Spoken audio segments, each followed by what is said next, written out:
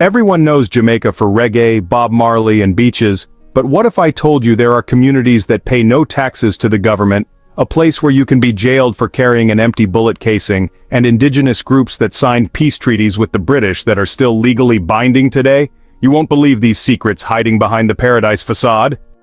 Number 15. Jamaica has two sovereign nations within its borders that pay no taxes and govern themselves under 300-year-old peace treaties with Britain. The Maroon communities of Accompong and Moortown operate as semi-autonomous states, complete with their own courts, police forces, and traditional leaders who hold more authority than Jamaican government officials. You heard right. These descendants of escaped slaves defeated the British Empire in guerrilla warfare and forced them to sign treaties in 1739 that are still legally binding today.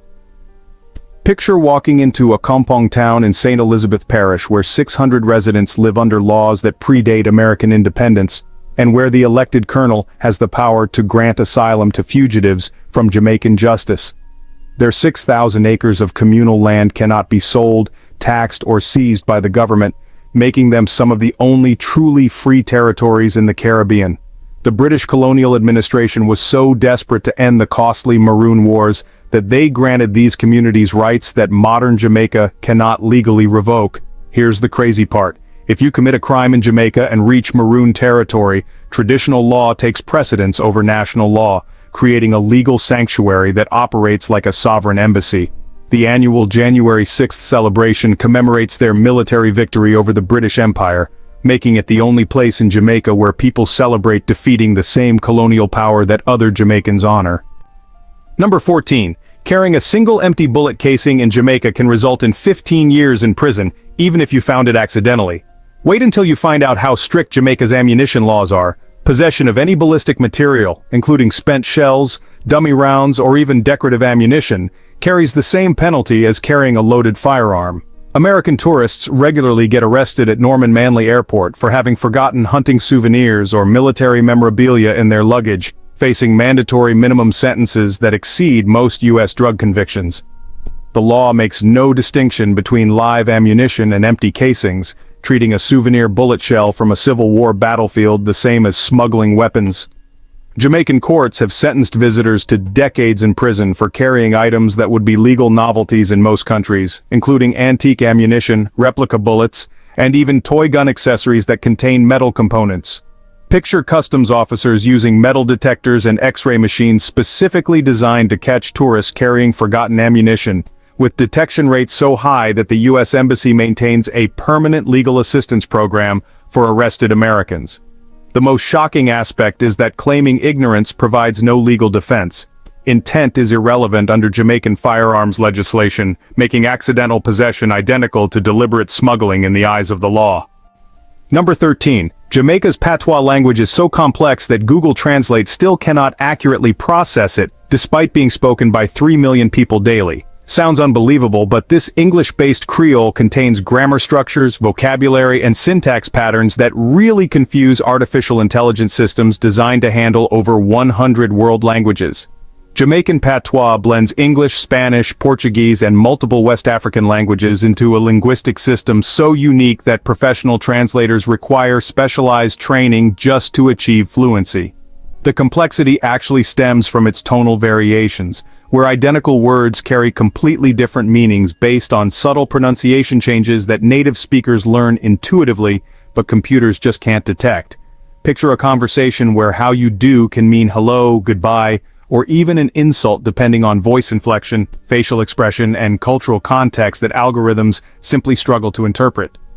International business meetings conducted in patois require human interpreters even when both parties technically speak English, because the Creole contains cultural references and grammatical structures that direct translation just can't capture. Here's the funny part. Jamaican children often outperform language learning software at teaching patois to foreigners, really demonstrating linguistic sophistication that challenges assumptions about so-called simple Creole languages.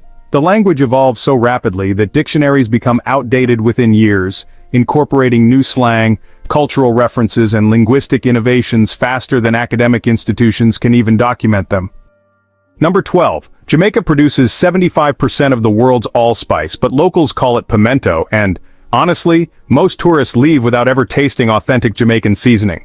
The aromatic berry that Europeans named allspice because it tastes like cinnamon, nutmeg, and cloves combined grows exclusively in Jamaica's Blue Mountains and interior parishes.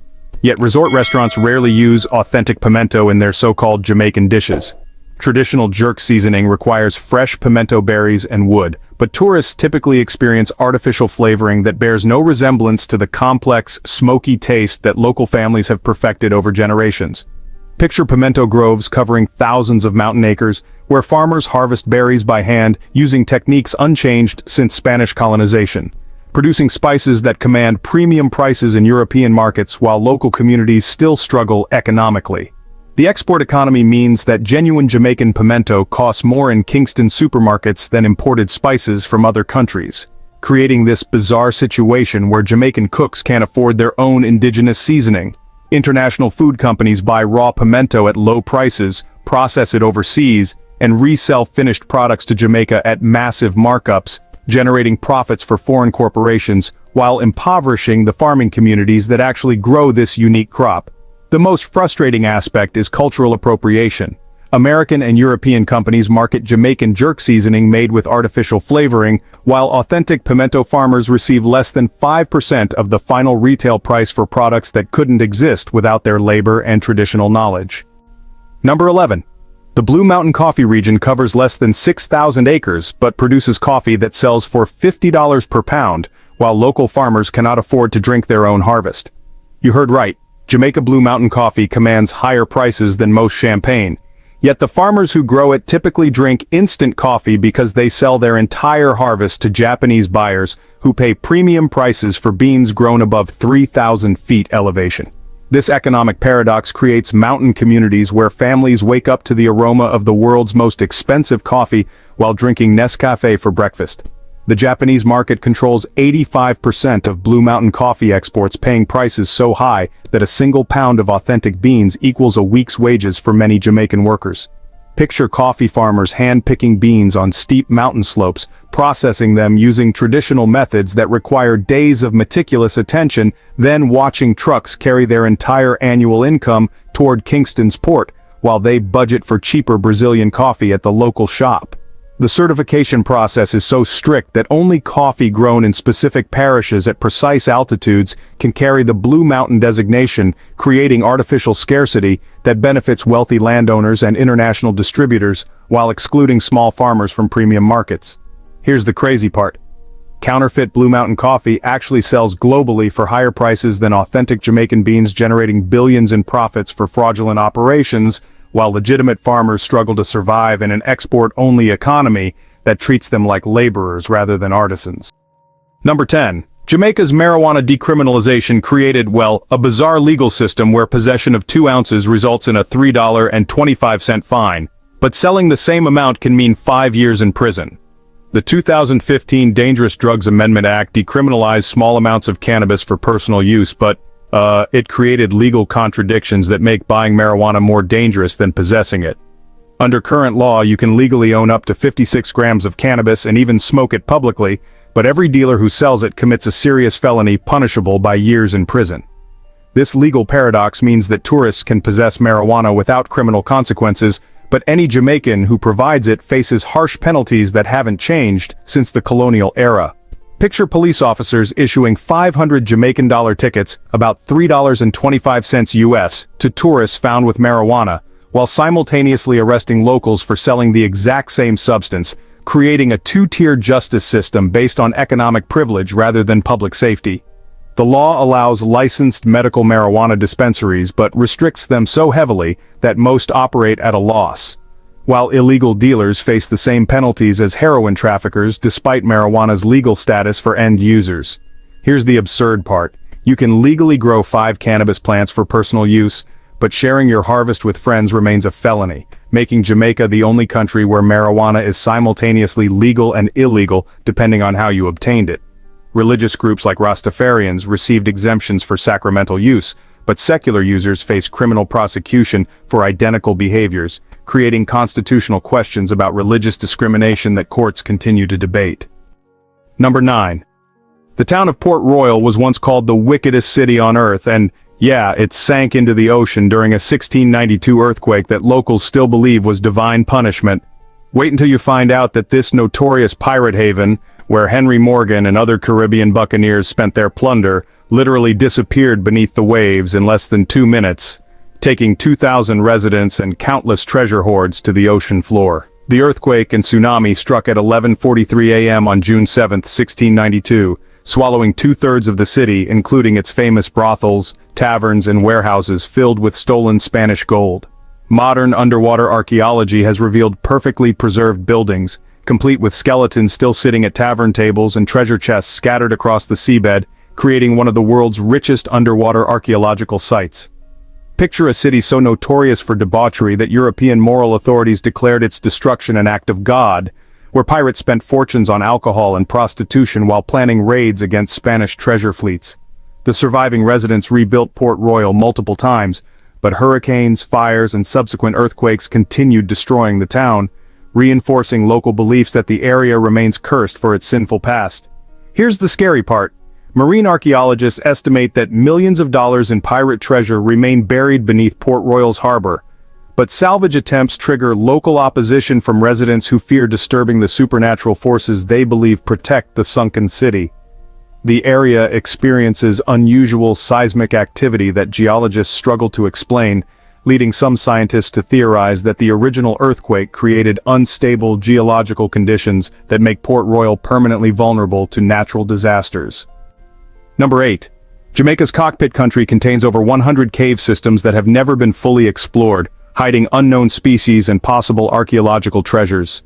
This 500-square-mile region of limestone karst terrain creates a landscape so rugged that Spanish colonizers called it Tierra de Nadie, or no man's land, and modern scientists have mapped less than 30% of its underground networks. The area's unique geology has created isolated ecosystems where new species of bats, spiders, and insects are discovered regularly, including blind cavefish that have evolved without eyes, and transparent cave shrimp found nowhere else on Earth. Picture underground rivers flowing through cathedral-sized caverns decorated with formations that rival anything in Carlsbad Caverns, yet remain completely unknown to international tourism, because access requires expert spelunking skills and local guides who guard their knowledge jealously. Maroon communities used these caves as hideouts during their wars against British forces, and oral traditions suggest that significant historical artifacts remain hidden in unexplored chambers, including possible pre-Columbian Taino ceremonial sites that could rewrite Caribbean archaeological history. The cave systems connect across parish boundaries through underwater passages that create natural air conditioning for surface communities, with some caverns maintaining year-round temperatures of exactly 78 degrees Fahrenheit, regardless of external weather conditions. Here's the crazy part. Several caves produce mysterious sounds that locals attribute to supernatural causes, but scientists believe result from underground wind patterns and water flow, creating natural acoustic phenomena that range from whispers to organ-like tones. The Jamaican government designated cockpit country as a protected area specifically to preserve its undiscovered biodiversity, meaning that entire ecosystems exist beneath Jamaica that science has yet to document or understand. Number 7. Jamaica's Blue Hole is actually a vertical underwater cave system that plunges 200 feet straight down, containing marine life that exists nowhere else in the Caribbean. Sounds unbelievable, but this natural phenomenon near Ocho Rios creates a perfect circle of deep blue water surrounded by shallow coral reefs, forming a marine habitat so unique that researchers compare it to the Galapagos Islands for evolutionary significance. The Blue Hole's extreme depth and limestone walls create water conditions that support species typically found in much deeper ocean trenches, including bioluminescent organisms that create underwater light shows visible to divers who brave the challenging descent. Picture swimming in crystal clear water that suddenly drops into an abyss so deep that sunlight cannot reach the bottom, where the water temperature drops 15 degrees within the first 50 feet, and the pressure changes dramatically enough to affect human physiology. Marine biologists have identified at least 12 fish species in the Blue Hole that don't exist in surrounding shallow waters, suggesting that this underwater cave system creates an evolutionary laboratory where species develop in isolation from their surface relatives. The geological formation requires such specific conditions that similar blue holes are extremely rare worldwide, making Jamaica's version a natural wonder that scientists study to understand how marine ecosystems adapt to extreme environments. Here's the most fascinating part. The Blue Hole connects to underground river systems that flow from Jamaica's interior mountains, creating a mixture of fresh and salt water that supports both marine and freshwater species in the same vertical habitat. Local diving operators report that the hole appears to have no bottom, though scientific measurements confirm it reaches approximately 200 feet before connecting to horizontal cave systems that extend beneath the island in unmapped directions. Number 6. The Rastafarian religion was born in Jamaica's slums during the 1930s and now influences global culture worth billions of dollars. Yet most Rastafarians remain economically marginalized. You heard right. A spiritual movement that started among Kingston's poorest residents has shaped international music, fashion, and lifestyle trends, while the communities that created it continue struggling with poverty and discrimination. Rastafarianism emerged from Marcus Garvey's black nationalism and Ethiopian Emperor Haile Selassie's coronation, combining African spiritual traditions with biblical interpretation in ways that challenged both colonial Christianity and European cultural supremacy. The religion's emphasis on natural living cannabis sacrament and African identity created cultural innovations that transformed global popular culture, from Bob Marley's music reaching billions of listeners to dreadlock hairstyles becoming international fashion statements. Picture Rastafarian communities in Trenchtown and other Kingston ghettos developing spiritual practices that would eventually influence Hollywood movies, European fashion runways, and American music industries worth hundreds of billions of dollars annually. The irony is staggering. Rastafarian aesthetics and philosophy generate massive profits for international corporations selling reggae lifestyle products, while actual Rastafarian communities often lack basic services like reliable electricity and clean water. Here's the most troubling aspect. Mainstream adoption of Rastafarian symbols has diluted their spiritual significance, turning sacred practices into commercial trends that profit everyone except the religious communities that created them. International reggae festivals, Rastafarian-themed restaurants, and cannabis companies use Rastafarian imagery to market products worth billions globally, yet studies show that self-identified Rastafarians have lower average incomes than Jamaica's general population and face ongoing religious discrimination in employment and housing. Number 5. Jamaica imports 90% of its food despite having perfect growing conditions year-round, making it more dependent on foreign agriculture than most desert countries. Here's the shocking economics. An island with fertile soil, abundant rainfall, and 12-hour daily sunlight imports basic foods like rice, wheat, and vegetables from countries with harsh winters and industrial farming challenges, creating food insecurity that economists call agricultural colonialism. This dependency means that Jamaica pays premium prices for foods it could grow more efficiently than their countries of origin, with import costs so high that locally grown produce often costs less than foreign alternatives, yet supermarket shelves remain dominated by expensive imported items. Picture tropical farms covering thousands of acres with perfect growing conditions, while ships arrive daily carrying rice from Louisiana, potatoes from Canada, and apples from Washington state, all sold at prices that make fresh local fruits unaffordable for many Jamaican families. The agricultural policy disaster stems from decades of focusing on export crops like sugar and bananas while neglecting food security, creating a system where Jamaica grows cash crops for foreign markets while importing sustenance for its own population. International trade agreements locked Jamaica into agricultural patterns that benefit wealthy nations and multinational corporations while impoverishing local farmers who cannot compete with subsidized foreign imports. Here's the most infuriating part. Jamaica possesses some of the world's best agricultural land, yet food insecurity affects over 40% of the population because the economy prioritizes exports over feeding Jamaicans, making this tropical paradise more vulnerable to food shortages than countries with challenging climates but sensible agricultural policies. Climate change and supply chain disruptions regularly create food crises in Jamaica that could be easily prevented by developing local agriculture, but trade policies continue favoring expensive imports over agricultural independence. Number 4. The Arawak and Taino peoples were completely exterminated from Jamaica within 50 years of Spanish arrival, making it one of history's fastest and most complete cultural genocides. Wait until you find out that an indigenous population estimated between 60,000 and 1 million people was reduced to zero through a combination of disease, slavery, and systematic violence that scholars consider among the most efficient genocides in recorded history. When Christopher Columbus arrived in 1494, he encountered sophisticated Taino societies with complex agricultural systems, astronomical knowledge, and trade networks spanning the entire Caribbean. Yet by 1550, not a single indigenous Jamaican remained alive.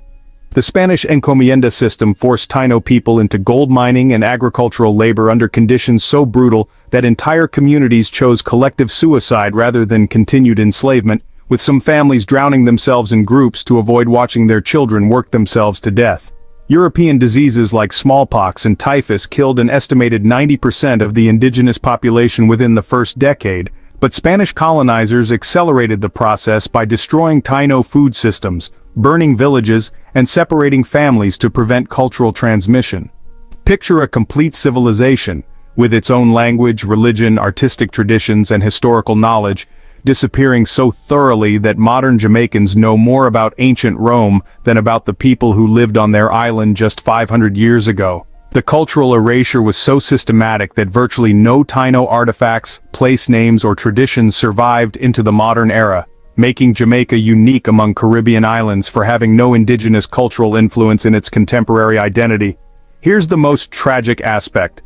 The Spanish documented Taino agricultural techniques, medicinal knowledge, and ecological practices that could have prevented many of Jamaica's current environmental problems, but this indigenous wisdom died with its practitioners, leaving modern Jamaica to struggle with issues that Taino knowledge had already solved through centuries of sustainable living. Number 3. Jamaica's murder rate of 53 per 100,000 people makes it statistically more dangerous than active war zones.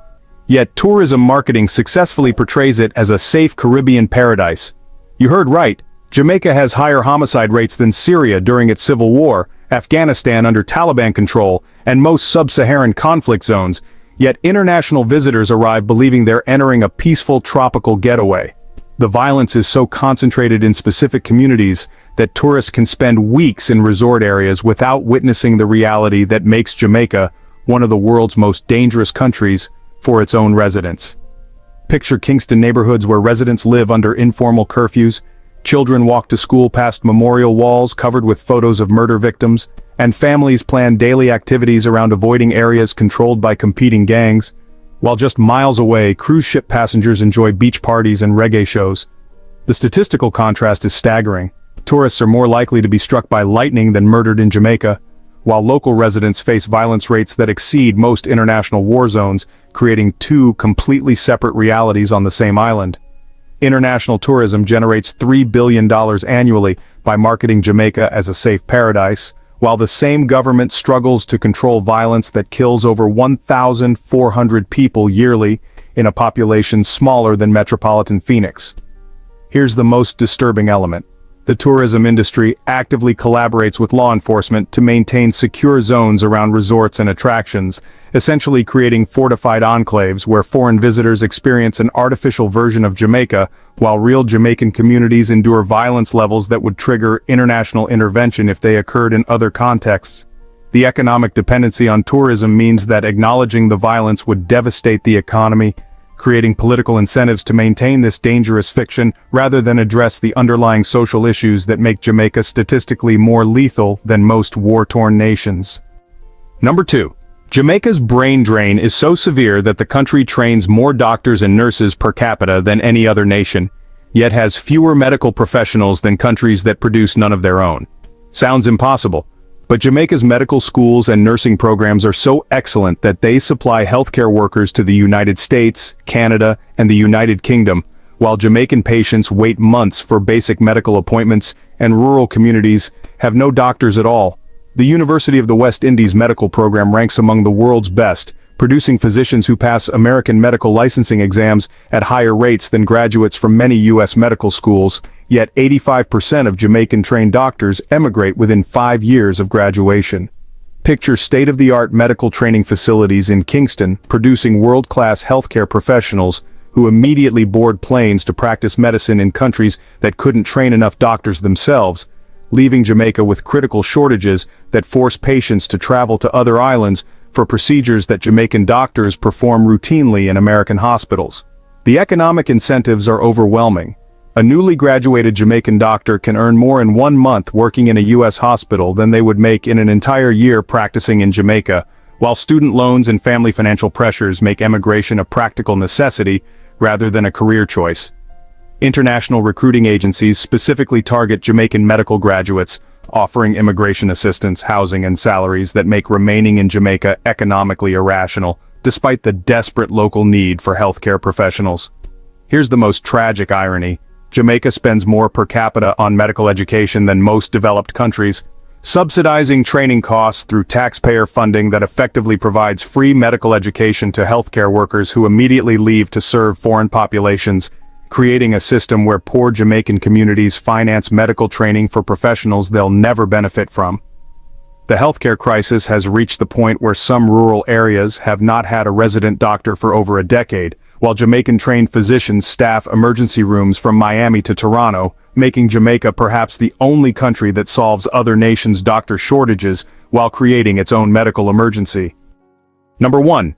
The Maroon communities of Jamaica fought the British Empire to a military standstill and forced them to sign peace treaties that granted sovereignty rights that still supersede Jamaican law today, making them the only African-descended people to defeat European colonialism through warfare. Here's the most shocking part. While every other enslaved African population in the Americas was eventually conquered, subdued, or assimilated, the Jamaican Maroons achieved what historians considered impossible military victory over a European colonial power that resulted in permanent political autonomy lasting nearly 300 years.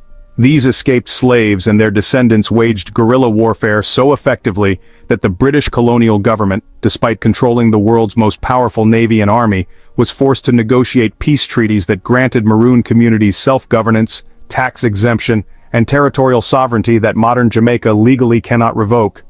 The First and Second Maroon Wars cost the British Empire millions of pounds and thousands of soldiers, with military casualties so severe that London ordered colonial administrators to end the conflict through negotiation rather than continue the devastating losses. Picture communities of former slaves not only winning their freedom through armed resistance but forcing European colonial powers to recognize their right to exist as sovereign nations, creating the only successful slave revolution that resulted in internationally recognized independence within a colonial system.